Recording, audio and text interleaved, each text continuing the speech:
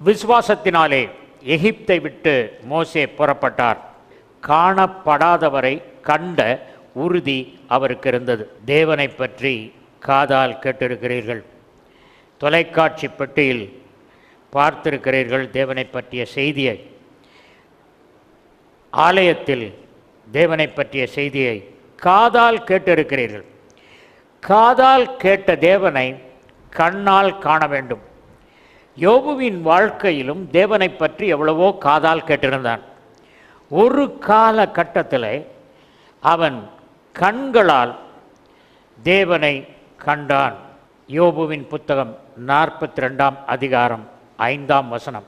என் காதினால் உம்மை குறித்து கேள்விப்பட்டேன், இப்பொழுதோ என் கண் உம்மை காண்கிறது. Supernatural experience. என் காதுகளினால் உம்மை குறித்து கேள்விப்பட்டேன், இப்பொழுதோ என் கண் உம்மை காண்கிறது. தேவ ஜனமே, இதுவரைக்கும் காதால் கேட்ட தேவனை நீங்கள் யோபுவை போல கண்ணால் காணும் அனுபவத்திற்கு வருவீர்கள். ஓகே, விசுவாசத்தின் விளக்கம் என்ன? எபிரேயர் 11 அதிகாரம் 1 வசனம். விசுவாசமானது நம்பப்படுகிறவைகளின் உறுதியும் காணப்படாதவைகளின் நிச்சயமுமாயிருக்கிறது. விசுவாசம் என்பது நாம் ஏங்கி தவிப்பவற்றை சுதந்தரிப்போம் என்னும் வைராக்கியம். நாம் எதை ஏங்கி தவிக்கிறோமோ, தேவரை பார்க்க வேண்டும் என்று ஏங்கி தவிக்கிறோம், அந்த ஏங்கி தவிக்கும் காரியத்தை பெற்றுக்கொள்வோம் என்னும் வைராக்கியம். கட்டாயம் பெற்றுக்கொள்வேன், ஆண்டவரை பார்ப்பேன். கண்ணுக்கு புலப்படாதவைகளை காண்பது போன்ற உறுதிப்பாடு. கண்ணுக்கு தெரியல தேவன், ஆனால் அவரை கண்ட அந்த உறுதிப்பாடு. விசுவாசம் என்பது நாம் ஏங்கி தவிப்பதை சுதந்திரிப்போம் என்னும் வைராக்கியம், கண்ணுக்கு புலப்படாதவைகளை காண்பது போன்ற உறுதிப்பாடு. கர்த்தருக்குள் அன்பானுள்ளே, நாம் காண்கிற உலகம் அழிந்து கொண்டிருக்கிறது. I am wearing a new shirt. After 3 wash, this will be a old shirt. It won't look nice. Everything in this world is decaying. எல்லாம் அழிவிற்கு சென்று கொண்டிருக்கிறது. வீட்டை வெள்ளையடிக்கிறோம், 2 வருஷத்தில் அதெல்லாம் போயிடுது. இதுதான் பழசாகிறது தான் நம்ம உலகத்தில் அது. ஆனால் பரலோகத்தில் எல்லாமே எப்பொழுதுமே புதிதாக இருக்கும். ஆகவே 2 கொரிந்தியர் 4 அதிகாரம் 18 வசனத்தில் பவுல் அடிகளார் என்ன சொல்கிறார்? வாசிக்க கேட்போம். ஏனெனில் காணப்படுகிறவைகள் அநித்தியமானவைகள், காணப்படாதவைகளோ நித்தியமானவைகள். காணப்படுகிறவைகள் அநித்தியமானவைகள், transitory.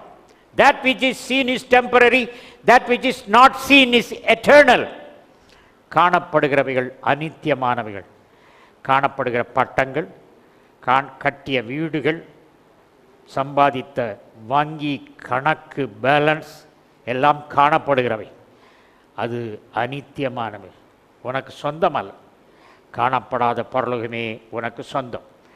காணப்படுகிறவைகள் அநித்தியமானது, காணப்படாதவைகளே நித்தியமானவைகள் என்று அவர் அனுபவித்ததை சொல்லுகிறார்.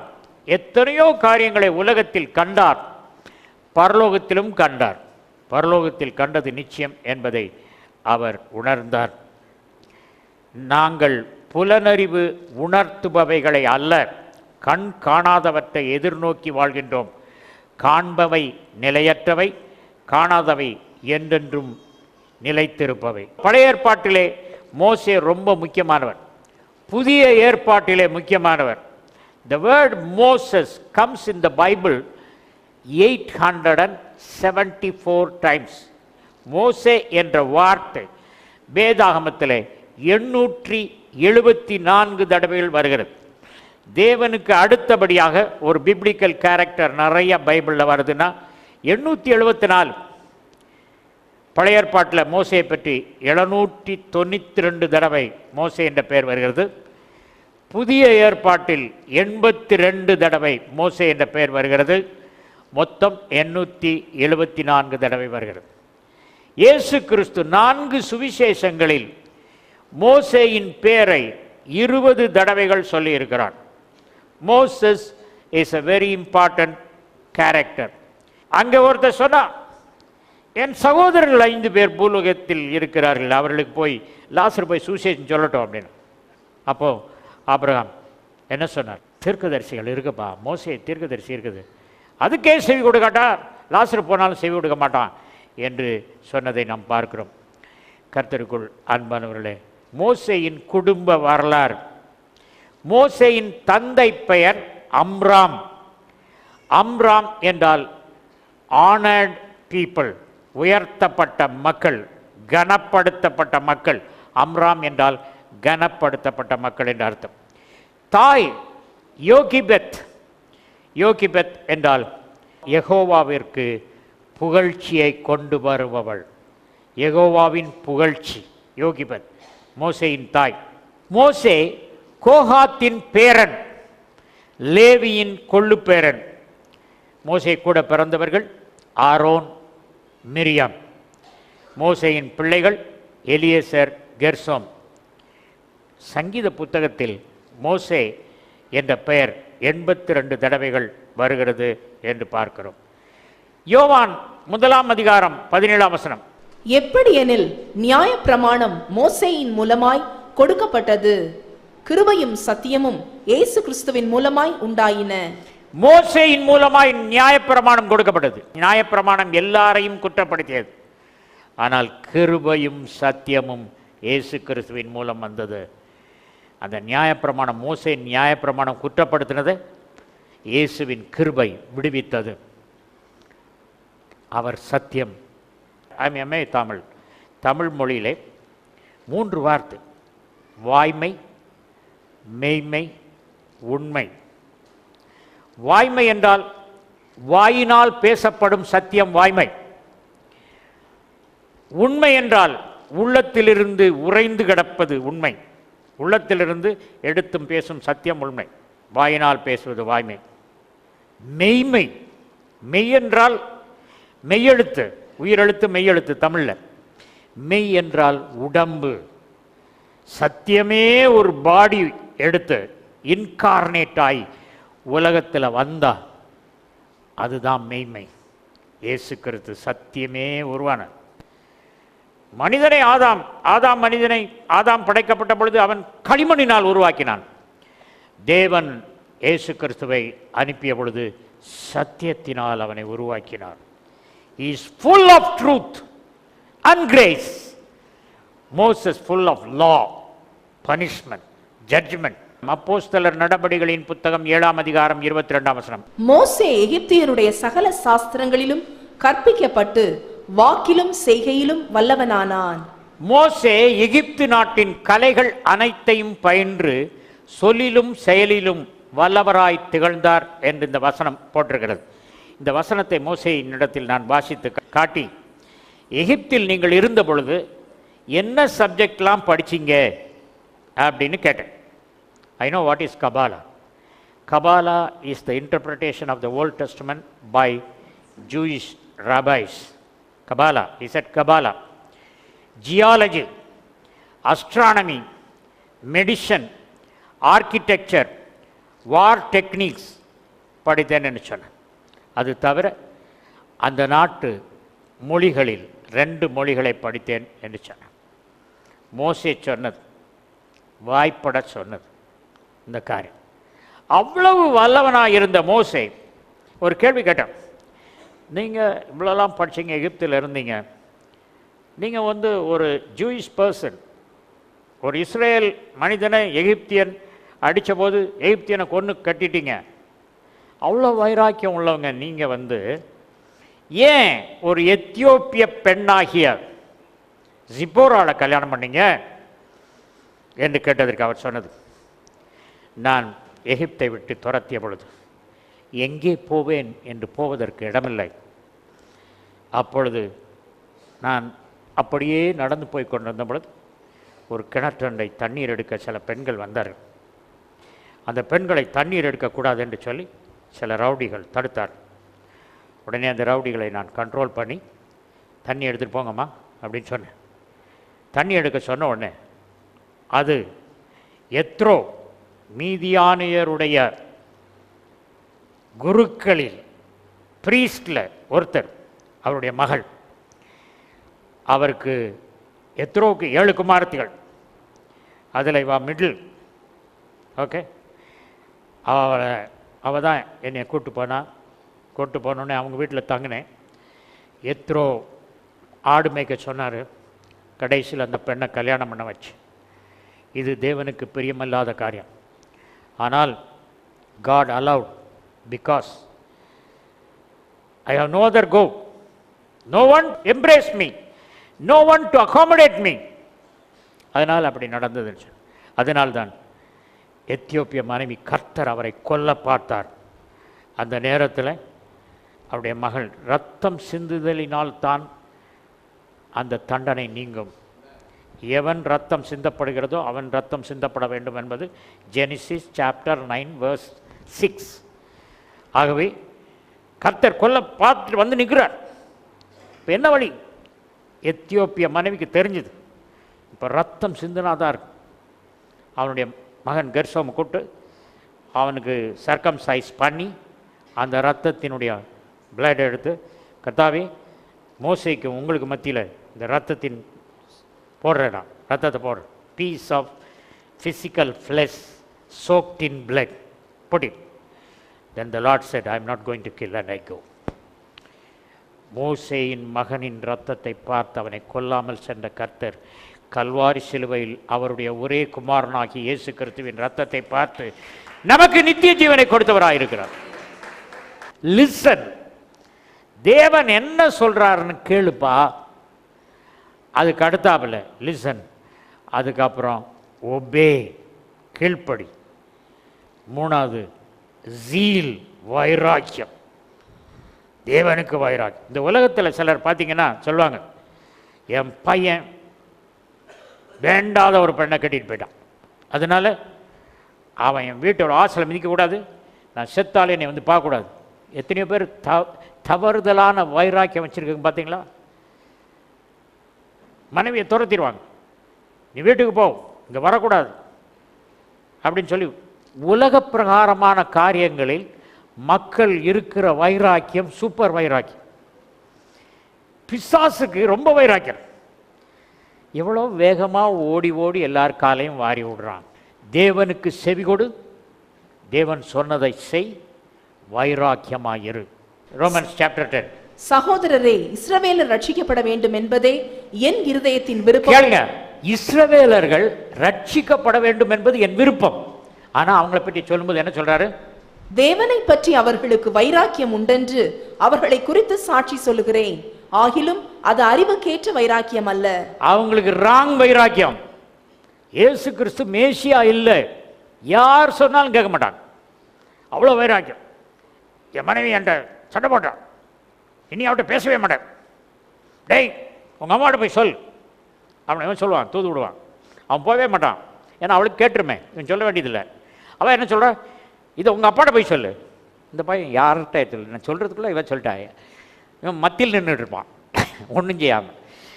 அம்மாட்ட சொல்லு, அப்பாட்ட சொல்லு. வைராக்கியம். கர்த்தருக்குள் அன்பார்களே, இது என்ன வைராக்கியம் சொல்கிறார் அவர்? புத்தி இல்லா வைராக்கியம். 1 சாமுவேல் 12ஆம் அதிகாரம் 6ஆம் 8ஆம் வசனம். அப்புறம் சாமுவேல் ஜனங்களை நோக்கி, மோசேயையும் ஆரோனையும் ஏற்படுத்தினவரும் உங்கள் பிதாக்களை எகிப்து தேசத்திலிருந்து புறப்பட பண்ணினவரும் கர்த்தரே. ஏசாயா 63:12. அவர்கள் நடுவிலே தம்முடைய பரிசுத்த ஆவியை இருக்க கட்டளையிட்டு மோசேயின் வலது கையை கொண்டு அவர்களை தமது மகிமையின் புயத்தினாலே நடத்தி தமக்கு நித்திய கீர்த்தியை உண்டாக்க அவர்களுக்கு முன்பாக தண்ணீரை பிளந்து. மோசேயின் வலதுகரம் இது. இந்த வலதுகரத்தை தேவனுடைய கரம் பிடிச்சு அவர் நடத்திச்சு. கர்த்தருக்குள் அன்பார்களே, உங்கள் கால்களின் மூலம் இயேசு கிறிஸ்து நடப்படணும், உங்கள் கண்களின் மூலம் அவர் காண வேண்டும், உங்கள் கை மூலம் அவர் கிரியை செய்ய வேண்டும். மோசேயின் கரத்தின் மூலம் கர்த்தர் பலத்த கிரியை செய்தார். யாத்ராகமம் 17:6. அங்கே ஓரேபிலே நான் உனக்கு முன்பாக கன்மலையின் மேல் நிற்பேன், நீ அந்த கன்மலையை அடி, அப்பொழுது ஜனங்கள் குடிக்க அதிலிருந்து தண்ணீர் புறப்படும் என்றார். அப்படியே மோசே இஸ்ரவேல் மூப்பரின் கண்களுக்கு முன்பாக செய்தான். இது ஒரு இடத்துல நடந்த சம்பவம், ரெஃபிடிம் என்ற இடத்துல நடந்த சம்பவம். இன்னொரு இடத்தில் நடந்த சம்பவம் எண்ணாகமம் 20ஆம் அதிகாரம் 8ஆம் வசனம் 11ஆம் வசனம். நீ கோலை எடுத்துக்கொண்டு நீயும் உன் சகோதரனாகிய ஆரோனும் சபையாரை கூடி வர செய்து அவர்கள் கண்களுக்கு முன்னே கன்மலையை பார்த்து பேசுங்கள். அப்பொழுது அது தன்னிடத்தில் உள்ள தண்ணீரை கொடுக்கும். இப்படி நீ அவர்களுக்கு கன்மலையிலிருந்து தண்ணீர் புறப்பட பண்ணி சபையாருக்கும் அவர்கள் மிருகங்களுக்கும் குடிக்க கொடுப்பாய் என்றார். 2 காலகட்டத்தில் இஸ்ரவேல் மக்களுக்கு தண்ணீர் இல்லாமல் போய்விட்டது. ரெவிதீமிலே தண்ணி இல்லை. அப்பொழுது தேவன் சொன்னார், இந்த கன்மலையை நீ உன் கோலை கொண்டு அடி என்று சொன்னார். கோலை கொண்டு அவன் அடித்தான். கோலை கொண்டு அடித்த சமயத்தில் என்ன நடந்தது? தண்ணீர் வந்தது. தேவன் சொன்னது என்னது? கோலை வச்சு அடி அப்படின்னார். இன்னொரு இடத்துல எண்ணாகம புத்தகத்தில் பார்க்கும்போது முதல் பகுதியிலே அந்த கன்மலை என்ற சொல் எபிரேயத்திலே சூர், SOOR, சூர் என்ற வார்த்தை போடப்பட்டிருக்கிறது. சூர் என்றால் அதற்கு எபிரேயத்தில் அர்த்தம் ரக்கட் ராக், அடிக்கப்பட்ட அந்த கன்மலை, கோரமான கல்மலை. சிலுவையை குறிக்கிறது. கல்வாரி சிலுவையில் இயேசு கிறிஸ்து அடிக்கப்பட்டாரோ. 2வது கன்மலை, அதற்கு வேறு பதம் எபிரேயத்தில் போடப்பட்டிருக்கு, சேலா, CELA, சீலா. அது 2வது கன்மலை. அது என்ன கன்மலை? சீலானா என்னன்னா elevated rock. First is rugged cross, stands about the cross. Second rock, you don't strike, you speak. ஆனால் எல்லாரும் முறுமுறுத்தாங்க. என்ன மோசே தண்ணி கிடைக்கலையா அப்படின்னு முறுமுறுத்தோடனே அவன் என்ன செய்தான்? அந்த கோலை வச்சு 2 தடவை அடித்தான். கவனமாக கவனிங்க, கோலை வச்சு 2 தடவை அடிக்கிறதுக்கு எவ்வளோ நேரம்? 1, 2, 3 seconds. மோசே 40 வருடங்கள் இஸ்ரவேல் மக்களை வனாந்தரத்தில் வழி நடத்தி வந்திருக்கிறார். வாழ்க்கையின் கடைசி கட்டம். தண்ணி இல்லாமல் மக்கள் முறுமுறுத்து மோசேக்கு விரோதமாக இருக்கிறார்கள். தேவன் சொல்கிறார், கன்மலை பார்த்து பேசு. சொன்னபடி கன்மலை பார்த்து பேசி இருக்க வேண்டும். பேசி முடித்துவிட்டு மக்களை கோபப்பட்டிருக்க வேண்டும், அல்லது மக்கள் மேல் கோபத்தை செலுத்திவிட்டு தேவன் சொன்னதை கேட்டிருக்க வேண்டும். தேவன் என்ன சொன்னாரு? கன்மலையை பார்த்து எத்தனை வார்த்தை? 3 வார்த்தை. 3 வார்த்தை சொன்னதுக்கு 3 விடாண்டியில் செய்தது 2 அடி. இதுக்கு ஆண்டவர் என்ன சொன்னார்?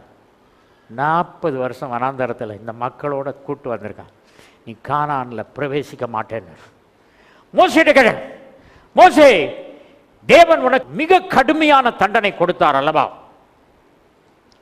இது ஒரு பெரிய கிரைம். அது சொன்னா இல்லை, இது பெரிய கிரைம் கிடையாது.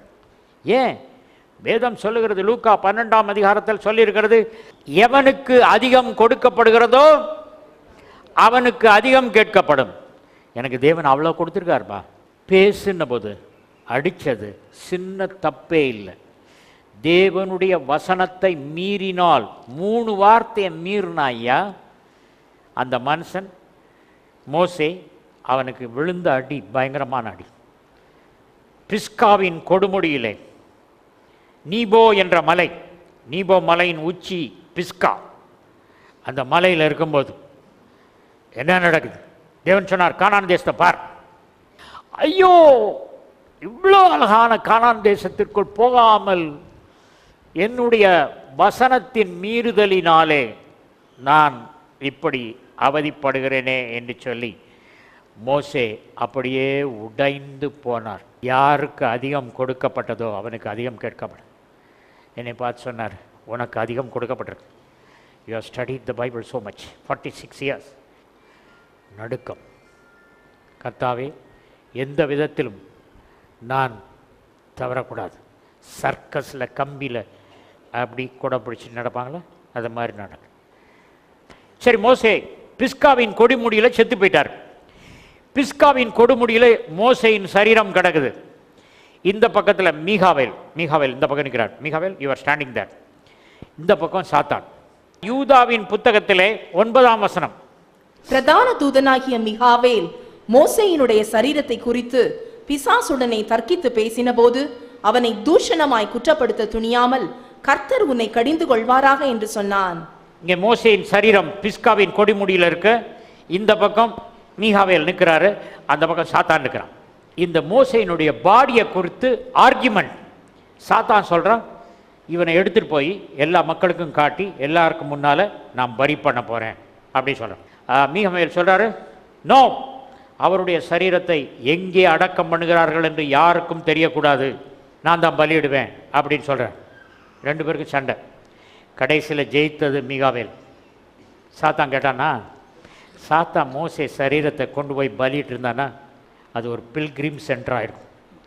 எல்லோரும் இங்கேருந்து பிஸ்கா கொடிமுடிக்கு போய் மோசையை ஒரு கடவுளாக்கியிருப்பான். அவர் சொன்னார், சாதாரண மனிதன், I am an ordinary man, ஆடு மேய்க்கிறவன், போய் யாருக்கும் வேலை பார்க்கலாம், மாமனாருக்கு மாத்திரம் வேலை பார்க்காது, மருமகனுடைய மதிப்பே போயிடும்.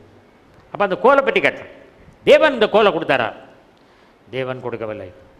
ஆடு மேய்க்க சொன்ன பொழுது மரத்தில் அந்த கோலை உடைத்தேன். ஆனால் எப்பொழுது அந்த கோலை தரையில் போட்டேனோ அந்த நேரத்தில் யாத்திராகமம் 4ஆம் அதிகாரத்தில் அது கர்த்தருடைய கோல் என்று அழைக்கப்பட்டது. ஜீவனுள்ள அன்பின் பரமபிதாவே, மோசே சொல்லிக் கொடுத்ததெல்லாம் எழுதப்பட்ட தேவனுடைய வசனம் முக்கியமானது. அதை உதாசீனப்படுத்தாதே. 3 வார்த்தைகளை மீறினதற்கு 40 ஆண்டு நான் செய்த உழைத்த ஊழியமெல்லாம் சீரோவாய் போனது. உனக்கு அதிகம் கொடுக்கப்பட்டிருக்கிறது. யாருக்கு அதிகம் கொடுக்கப்பட்டதோ அவர்களுக்கு அதிகம் கேட்கப்படும். ஜாக்கிரதையாயிரு. ஆகவே இந்த நிகழ்ச்சியை பார்த்து கொண்டிருக்கிறவர்கள், ஒரு காலத்தில் கர்த்தரை சேவித்தாய், இப்பொழுது பாவம் உன் வாழ்க்கையில் பிரவேசித்து விட்டது, மதுவை அறிந்து கொண்டிருக்கிறாய், உனக்கு மதுவின் பழக்கம் உனக்கு வந்துவிட்டது, வாழ்க்கையில் பிரச்சனையில் இருக்கிறாய், மனம் திரும்பு. வாழ்க்கை ஓட்டத்திலே நீ ஓடிக்கொண்டிருக்கும் பொழுது, உயிரோடு இருக்கும் பொழுது எத்தனை தடவை விழுந்து எழுந்திருச்சாலும் கர்த்தர் உன்னை மன்னிப்பார். ஆனால் நீ விழுந்து விட்டாய் என்றால், பெரிய பாவத்தில் விழுந்து எந்திரிக்க முடியாமல் போய்விட்டாய் என்றால், கொடுமையான கடுமையான அக்கினி பற்றி எரியும் கந்தகத்திலே வாழ்நாள் எல்லாம் செலவிட வேண்டியது இருக்கும். தேவனுடைய எச்சரிப்பின் குரலை DG uncle is telling you, I am telling you, watch your life, correct yourself. ரகசிய பாவத்தோடு விளையாடி கொண்டிருக்கிறாயோ, ரகசியமாய் பாவங்கள் செய்து கொண்டிருக்கிறாயோ, பாவத்தின் எண்ணங்களை உள்ளத்தில் தேக்கி வைத்திருக்கிறாயோ, எச்சரிப்பின் குரல் வருகிறது. God is sparing. இன்னொரு தடவை விழுந்தால் நீ எழுந்திருப்பாயோ என்னவோ தெரியாது. ஆபத்து உன்னை தழுவிக்கொள்ளும். மனம் திரும்பு, மனம் திரும்பு. இயேசு கிறிஸ்துவண்டே வா. Thank you Lord Jesus. ஜெப உதவிக்கு தொடர்பு கொள்ள வேண்டிய மொபைல் எண் 919-025-432-432. போதகர் விக்டர் ஞானராஜ் அவர்களின் ஆழமான வேத ஆராய்ச்சி விளக்கங்கள் MP3யிலும் DVD ப்ளூரேக்களிலும் கிடைக்கும். எங்கள் அலுவலக முகவரி ஜீவக்குரல் 18/32 மங்கம்மாள் சாலை, திருச்சி 620021, தமிழ்நாடு, இந்தியா.